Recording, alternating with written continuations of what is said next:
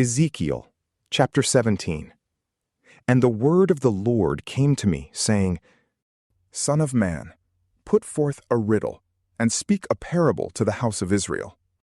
And say, Thus saith the Lord God, A large eagle, with great wings, long-limbed, full of feathers and of variety, came to Libanus, and took away the marrow of the cedar. He cropped off the top of the twigs thereof, and carried it away into the land of Canaan, and he set it in a city of merchants. And he took of the seed of the land, and put it in the ground for seed, that it might take a firm root over many waters. He planted it on the surface of the earth. And it sprung up and grew into a spreading vine of low stature, and the branches thereof looked towards him, and the roots thereof were under him. So it became a vine, and grew into branches, and shot forth sprigs. And there was another large eagle, with great wings and many feathers. And behold, this vine, bending as it were her roots towards him, stretched forth her branches to him, that he might water it by the furrows of her plantation. It was planted in a good ground, upon many waters, that it might bring forth branches and bear fruit, that it might become a large vine.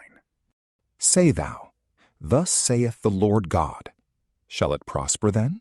Shall he not pull up the roots thereof, and strip off its fruit, and dry up all the branches it hath shot forth, and make it wither? And this without a strong arm, or many people to pluck it up by the root? Behold, it is planted. Shall it prosper then? Shall it not be dried up when the burning wind shall touch it? And shall it not wither in the furrows where it grew? And the word of the Lord came to me, saying, Say to the provoking house, Know you not what these things mean?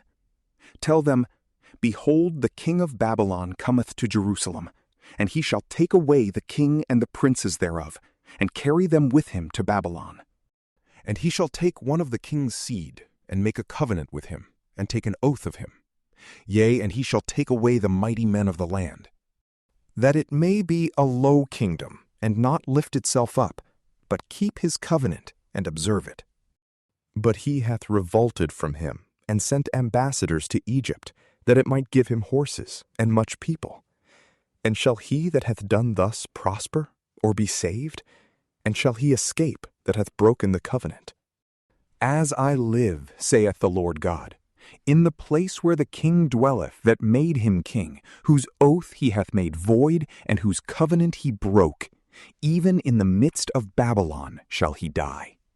And not with a great army, nor with much people shall Pharaoh fight against him, when he shall cast up mounts and build forts to cut off many souls.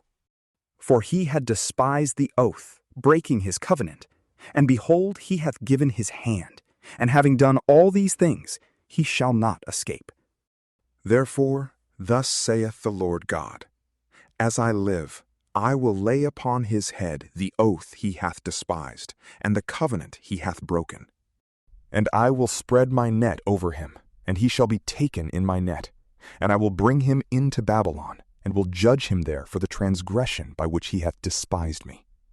And all his fugitives with all his bands shall fall by the sword, and the residue shall be scattered into every wind, and you shall know that I, the Lord, have spoken. Thus saith the Lord God, I myself will take of the marrow of the high cedar, and will set it. I will crop off a tender twig from the top of the branches thereof, and I will plant it on a mountain high and eminent. On the high mountains of Israel will I plant it, and it shall shoot forth into branches, and shall bear fruit, and it shall become a great cedar.